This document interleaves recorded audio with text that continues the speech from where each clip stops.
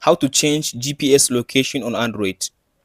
After you open your phone, go to Play Store. After you come to Play Store, install this application. Location Changer Fake GPS. Don't open the application, close the Play Store. Go to settings of your phone. Scroll to down and go to System. Scroll to down and go to Developer option. Scroll all the way to down and select this option, second to the last. Select the app that you install. Now close settings. Go and open the app now.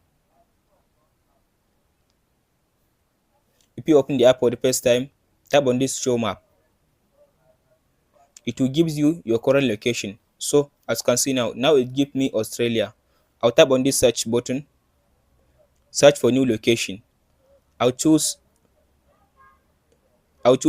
India. After you type your location, tap on this search button. So now as you can see, it gives me India.